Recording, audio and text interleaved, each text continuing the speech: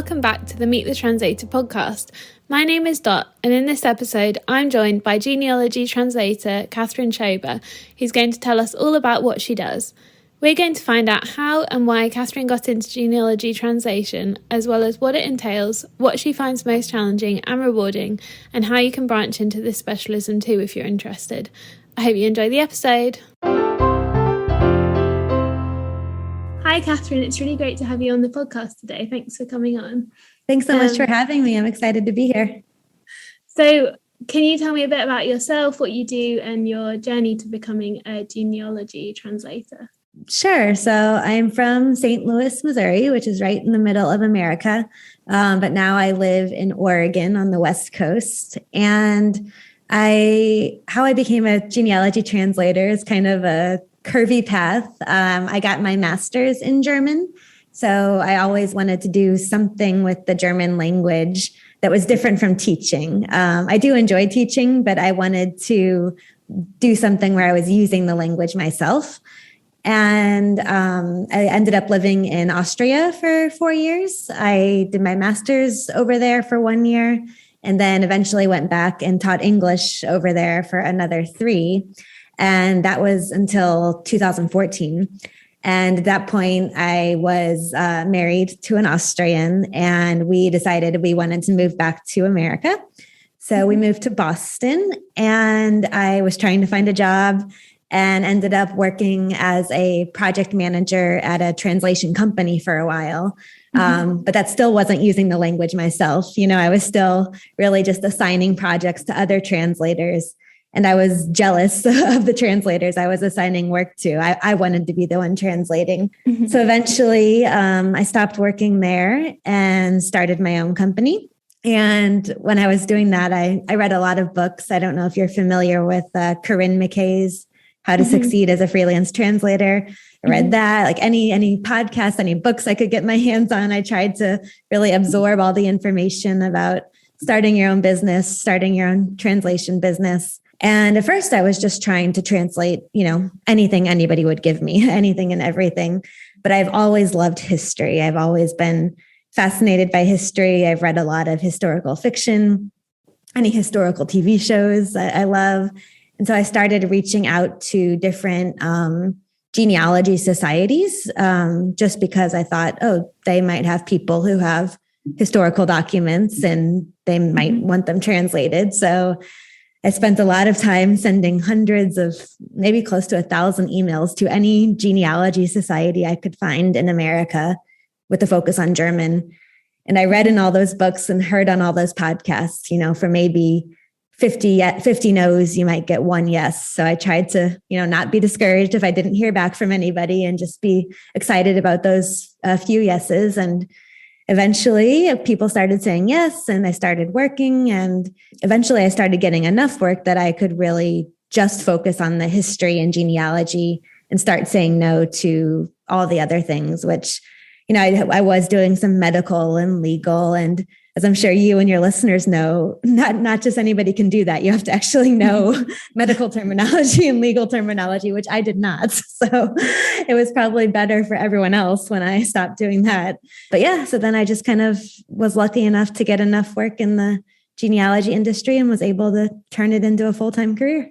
Wow, that's awesome. I love that. I love your approach of just like, I'll just contact everyone and we'll just you get some responses, and that's really great. So what actually is genealogy? Because I feel like it's not a word, at least not a word that I hear very often, and especially not like I didn't even know that there were genealogy. It kind of makes sense when you think about it, but I didn't really know that there were like genealogy translators until I came across your Instagram profile. Yeah, so. I don't think there's many of us, so it's not weird that you didn't know that.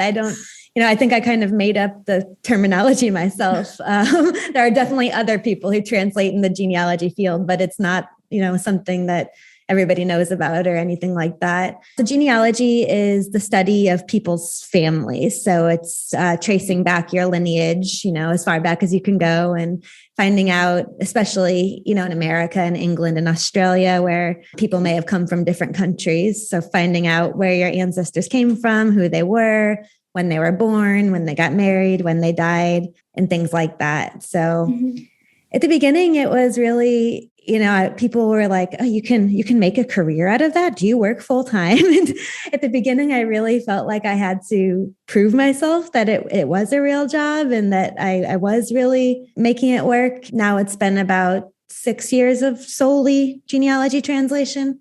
And now I'm booked about 6 months in advance. So now finally that need to prove myself has started to, recede a little bit. And I feel, yes, this is something that people need. And this is something that translators can make work as a career. Mm-hmm. So do you find that you get a lot of, because I would have thought if it's things like, I guess like birth certificates or like those kind of things, do you find it's a lot of one-off projects or do you get a lot of long-term projects as well with that? It's both.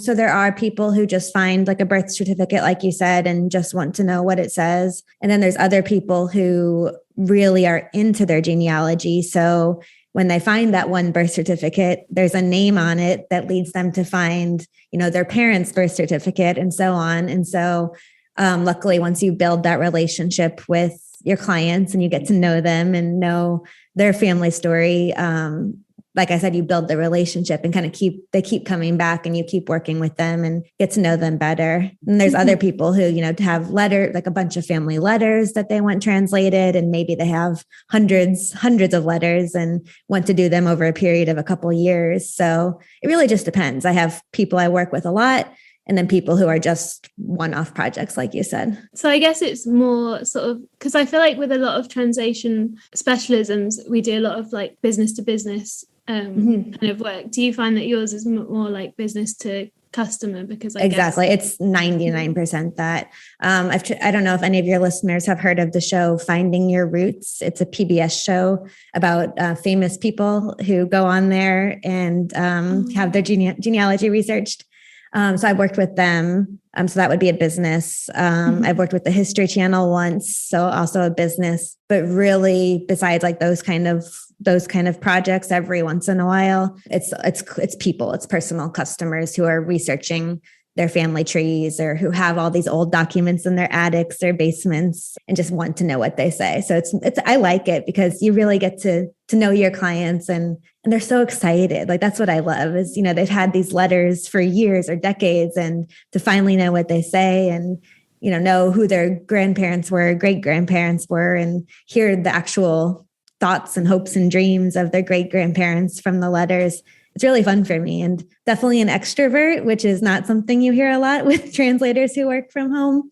And it's fun for me to get to have that contact with the people. Yeah, that must be really, really rewarding to actually be the one that can be like, here's the information that you've been wanting to hear about your relatives, or here's this person. I think I don't know if I've watched that specific show that you mentioned, but I've definitely watched something similar, maybe like a British version of it. Yeah, there's Who Do You Think You Are? I think is another one. Yeah, so it's similar to that.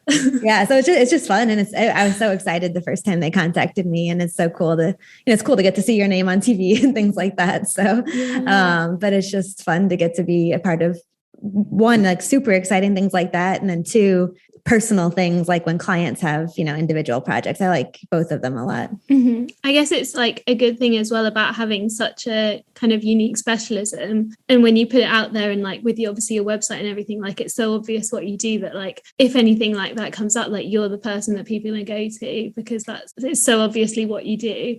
Yeah, it's developed like that. Like again, when I was first starting out, I always read, okay, it takes 3 years to start a business. And I tried to really take that to heart. And, okay, like this first year is just going to be about making context and building. And second year will hopefully grow a little bit. And then the third year will hopefully be, I was trying to like basically replace my salary that I was making as a project manager. And it didn't. It was about 3 years until I did that. And knowing that ahead of time, that it would take a couple of years really kind of took some pressure off and, made me think like, okay, as long as I'm growing, it's okay. I don't need to go from 0 to 100 within that first year. And that really made a big difference in my mindset.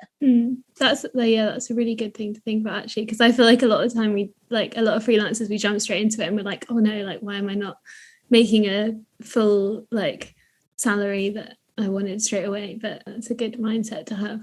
I guess you kind of said like why you chose this specialization. Like, is there anything else you want to add to that, or like anything you really love about it?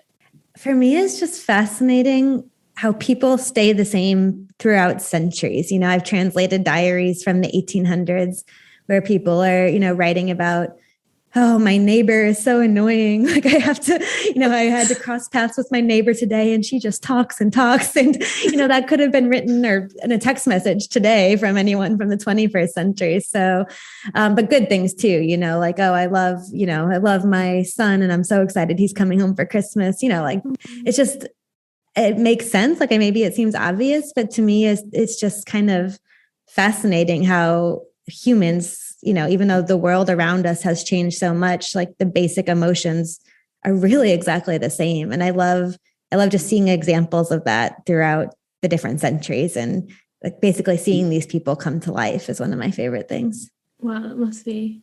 Yeah, it does sound like it's really, really rewarding. I mean, you've said like you translate texts like letters, birth certificates, death certificates, I guess. Like what other kind of things do you translate, and do you have like a favorite type of document to translate? Yeah, so another big one in genealogy is church records. So before like the late 19th century, it was the churches who kept track of people's marriages, births, and deaths.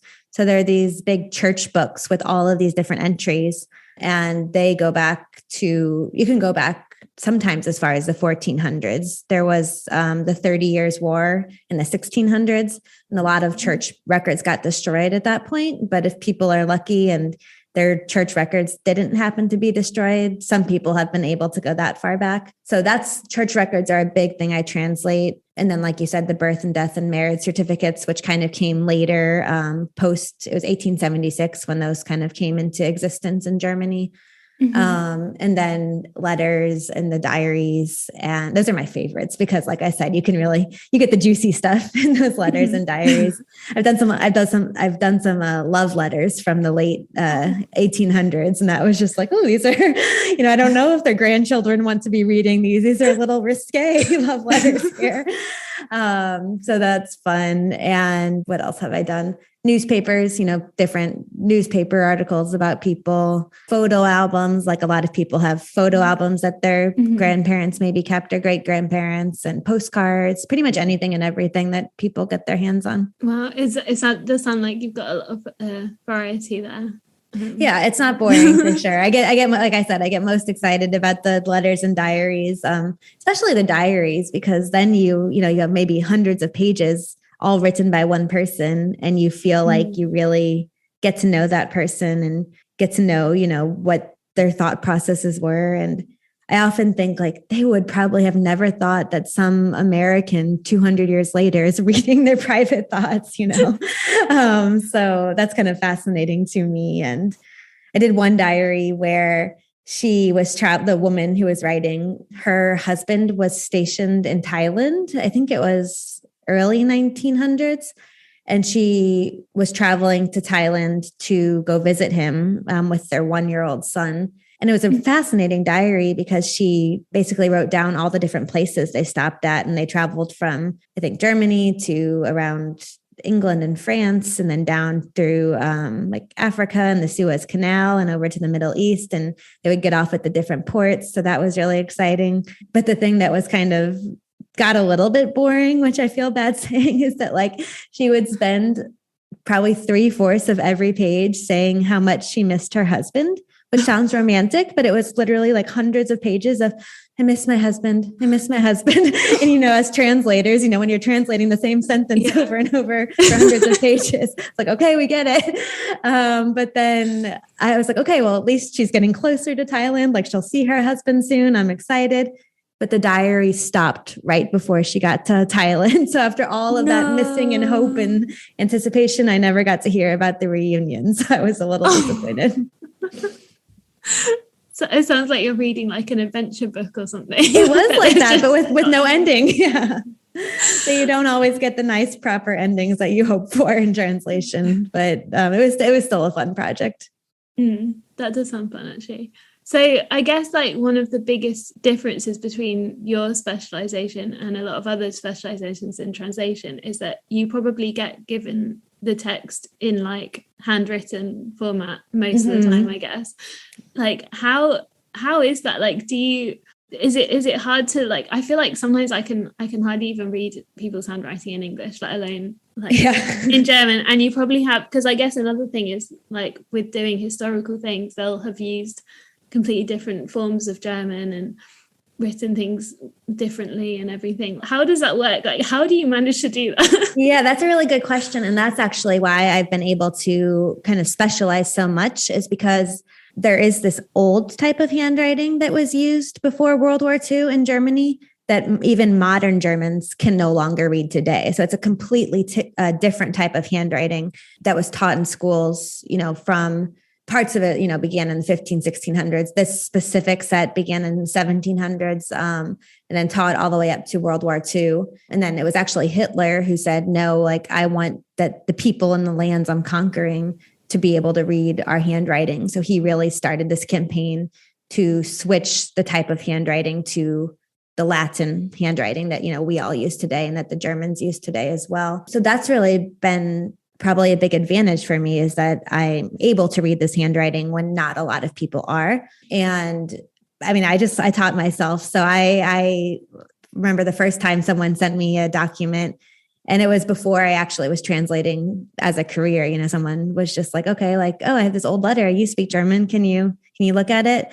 And I was like, oh yeah, that sounds fun. And I looked at it and I was like, what is this? I couldn't, it's just so different. And so once I started specializing in genealogy, I again got a lot of books on how to read this handwriting. I just started doing it.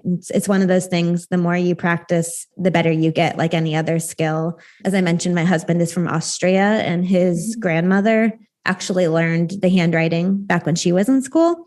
So for any super tricky words, we were in Boston and she was in Austria and not super tech savvy. But for any like really tricky words, I would like text his mom a picture of it. His mom would go over to his grandma's house and ask the grandma if she could read it. And then she would try to help. And then his mom, my mother-in-law, would text me back with that. So that was kind of a extra support when I was trying to figure it out. But then, yeah, again, it's just like the more you do it, the easier it gets. And now I've been working with the handwriting for about 6 years, and now it's not a problem at all. Like now I can just, every once in a while, of course, there'll be a word that was like, oh, what does that say? But for the most part, it's just now like reading cursive for me. So my brain's luckily gotten used to it.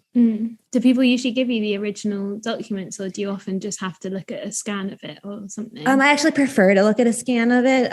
Sometimes they want to send me the original documents, but because it's in the old handwriting, the letters, like the differences between the letters are so minute that I really like to be able to zoom in on my big monitor to make it as clear as possible, which I can't do if I'm looking at the actual documents. So every once in a while, like maybe 4 times in the last 6 years, people have actually sent me their documents, but I prefer to have an emailed high resolution scan just because it helps to make everything clearer, and it's easier to work with too. I can put the German up on one side and then type the English on the other side of my monitor and things like that.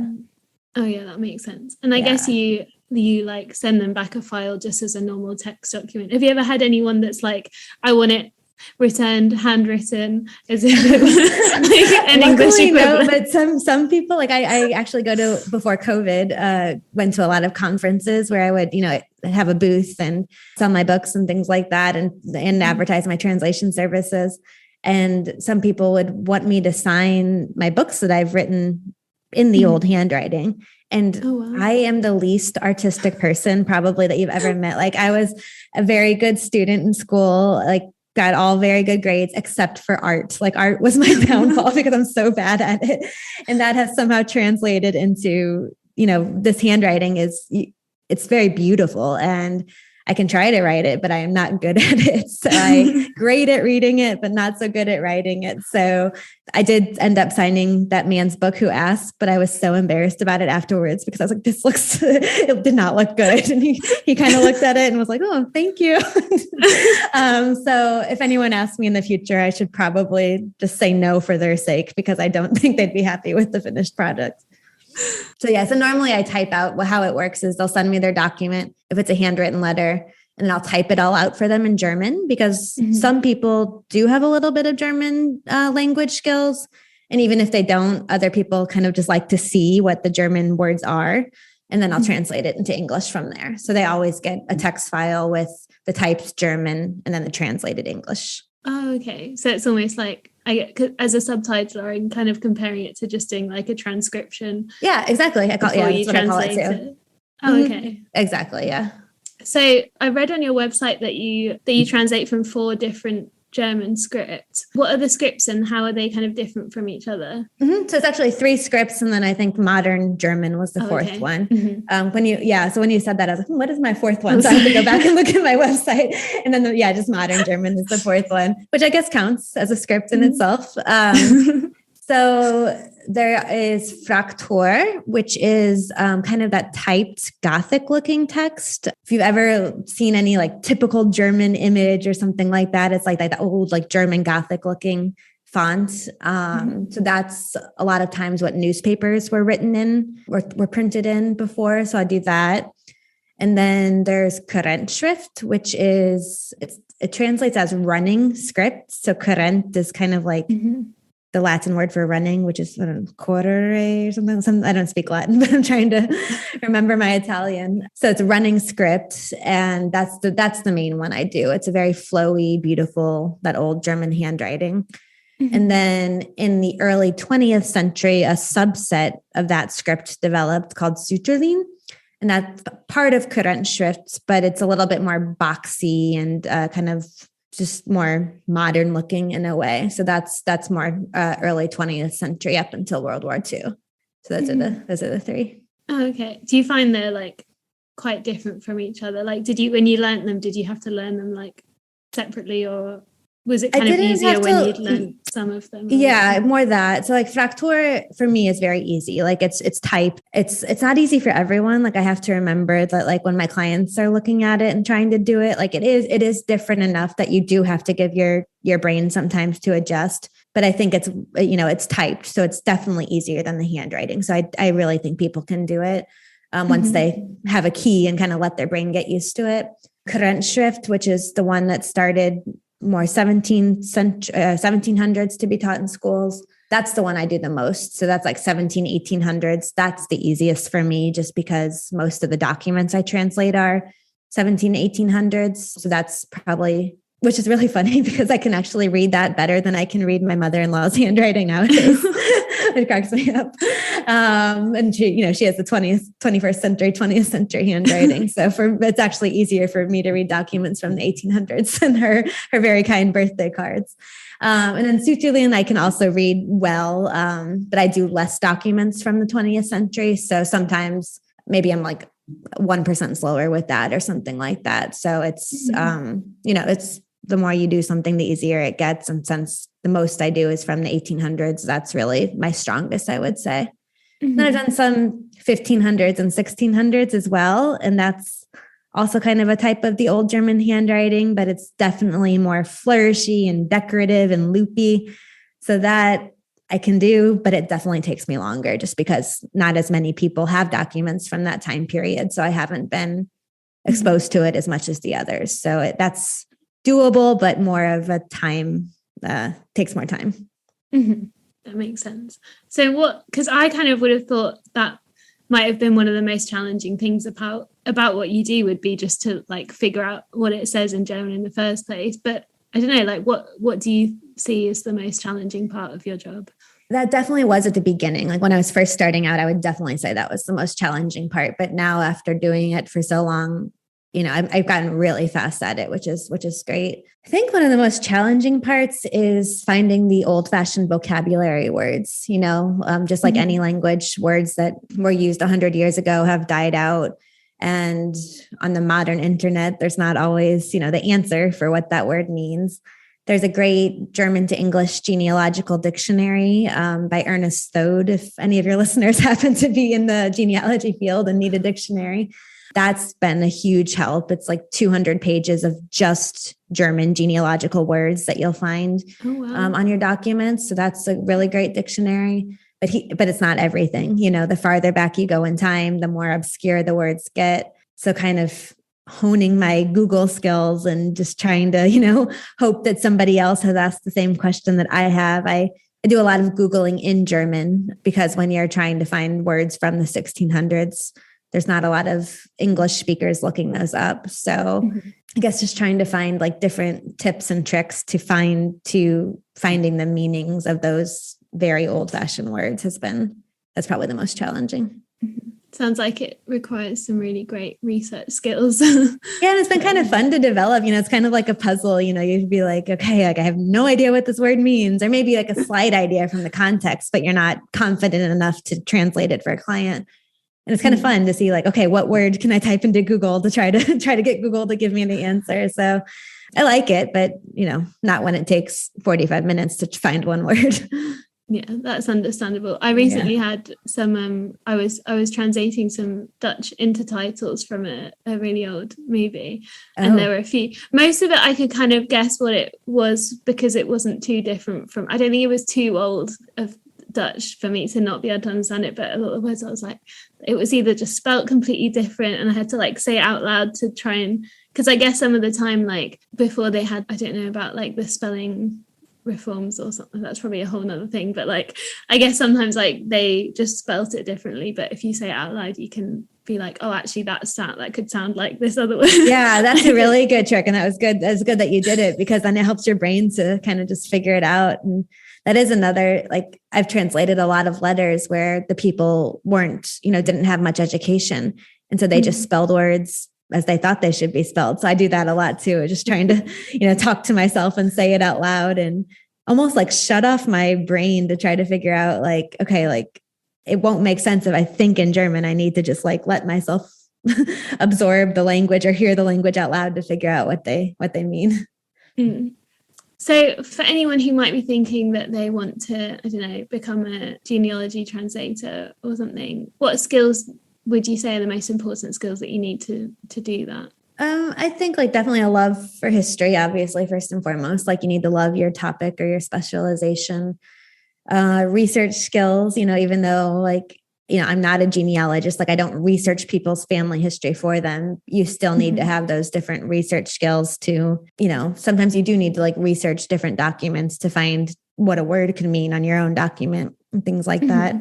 Being able to read the handwriting is a big thing in any language. Like even English handwriting was different in the past. So I'm sure other languages was different as well. So that ability to decipher the scrawls and things like that. And I think, just it's like any translation career, you just got to love your specialization and have a passion for it, I'd say. Do you ever find that people you said that you don't do the actual genealogy research, but do you ever find that you do a translation for someone and they're like, oh, can you just help me look for this thing or this thing? Because obviously with you knowing the German, it's probably with the research skills as well, it's probably easier for you to find certain things than they can. Do you ever? Definitely. No, I've definitely been asked that before. And I'm not trained in that, that's like, there's like specific genealogy degrees or certifications that you can do, which I do not have. Like I have never, I've learned a ton through being in the field the last, 6 years or whatever, but I have never, I've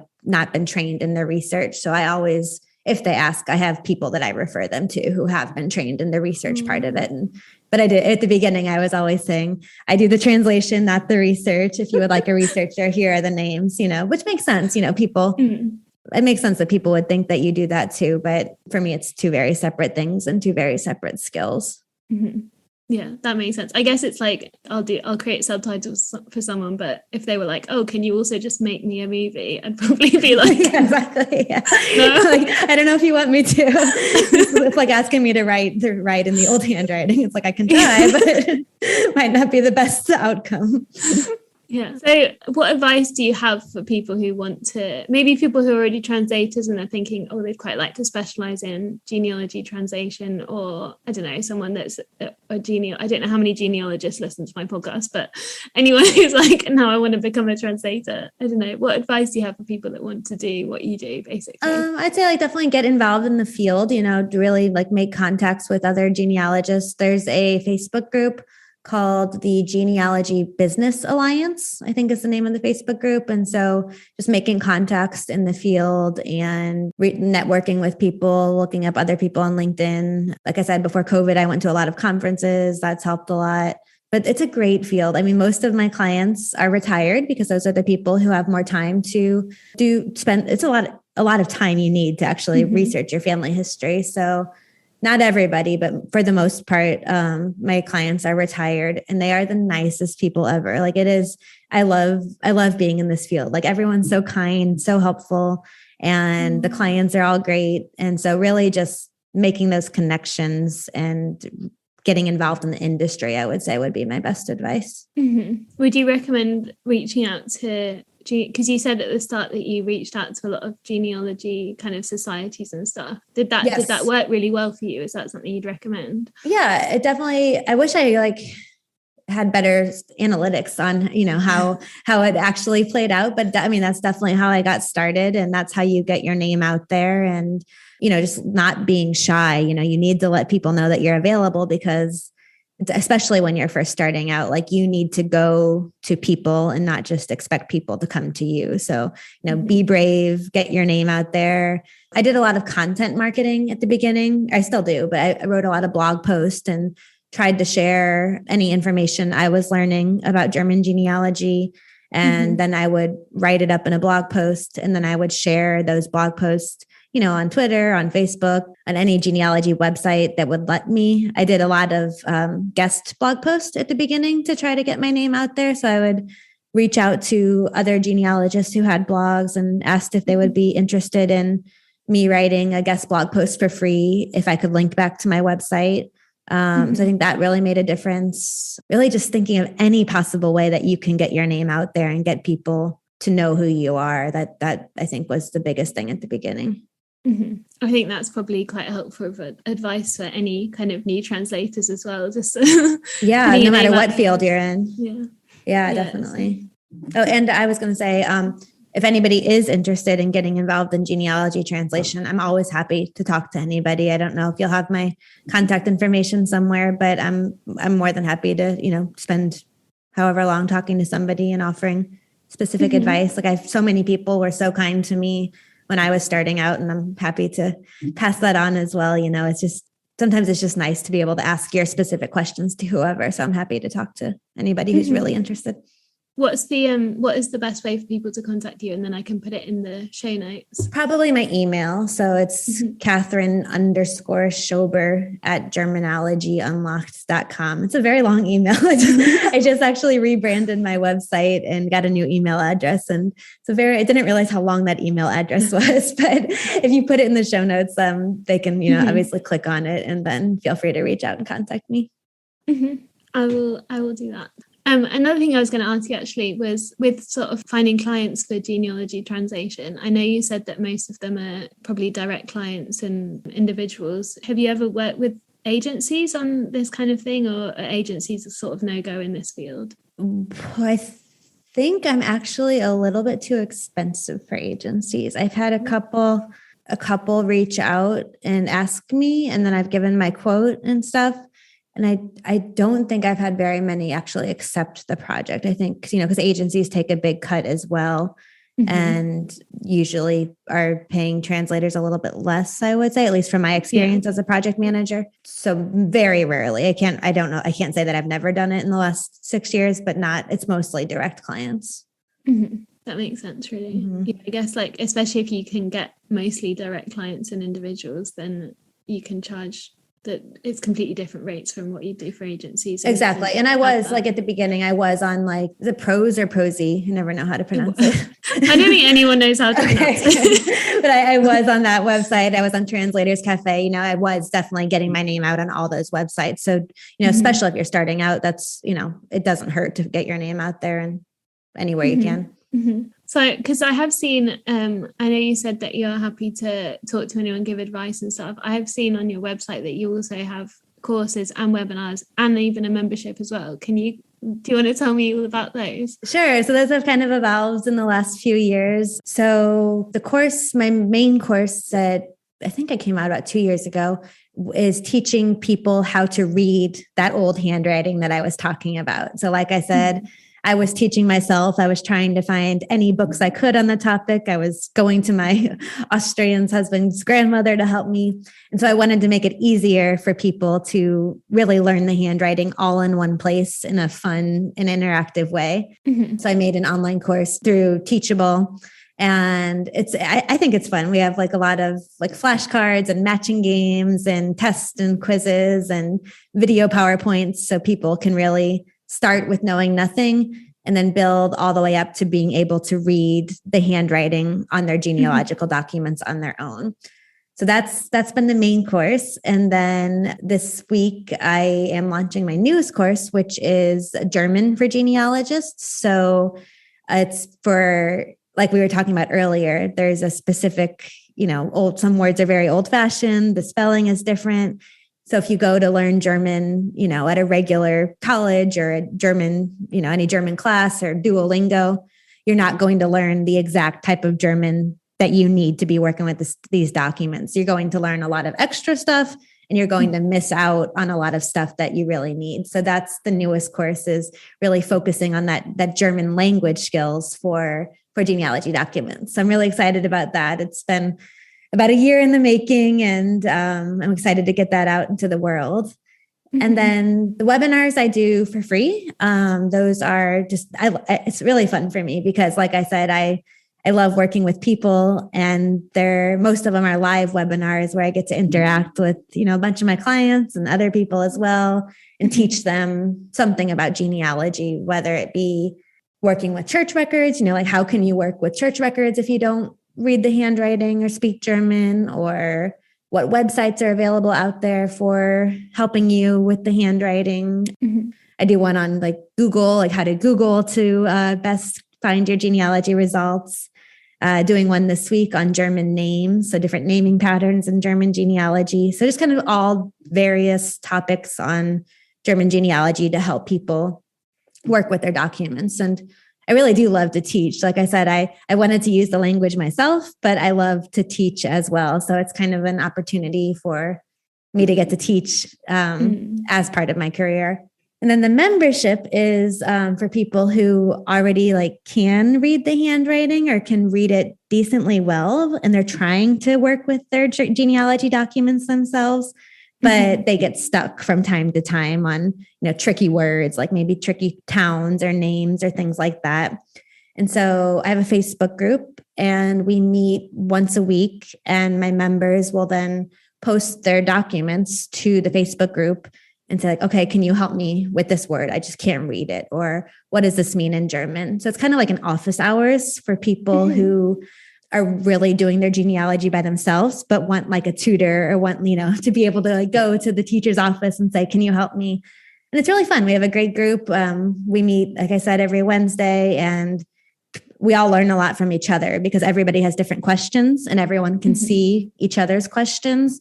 And so at the end, I'll always write a summary of, okay, this is what we learned from this person's document. We learned about this word. From this person's document, we learned we can use this website to find this specific thing. So it's a great way to learn from each other. And I think it's been helpful for them to not get stuck, because a lot of times, they won't be able to read that word and their whole research will stop because they can't get past this one document. So it kind of allows them to keep going with their research.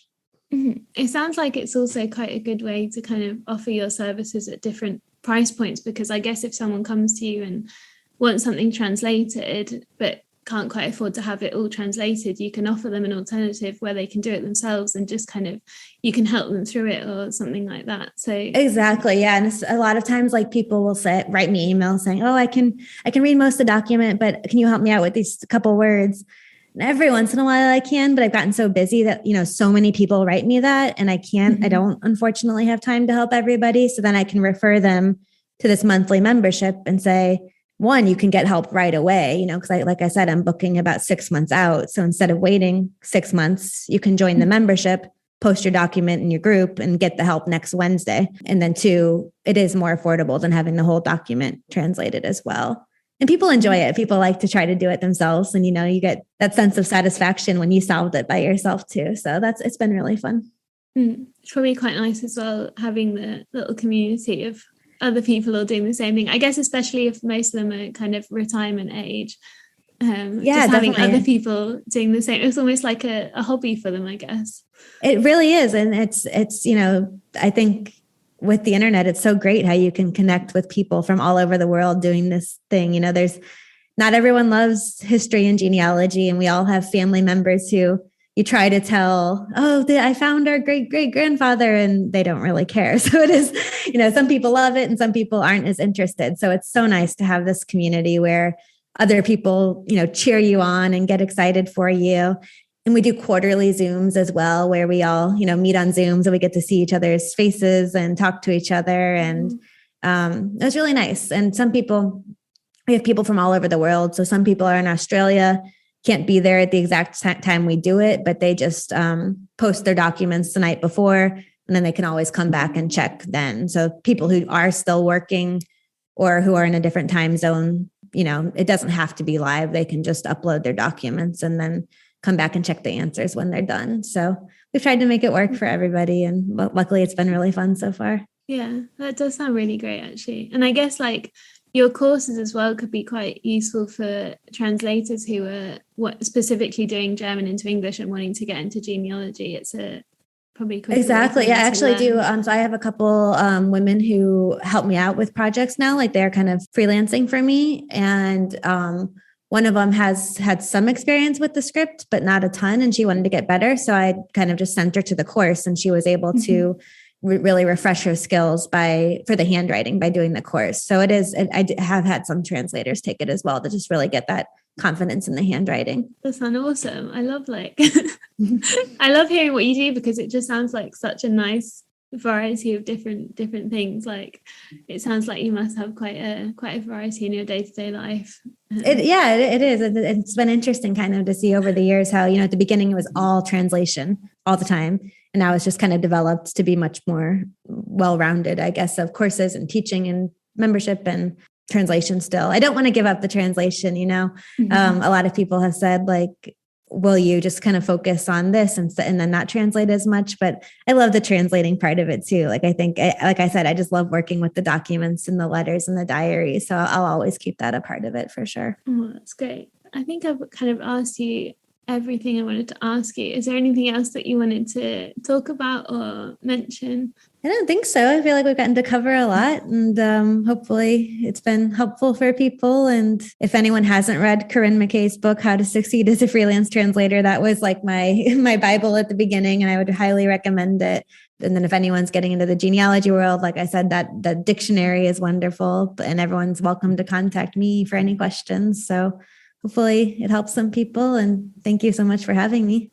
No, yeah, it's been really great. What can you just say the name of your website again in case anyone wants to check out? Sure. It is Germanology. So that's like German in genealogy. So Germanologyunlocked.com.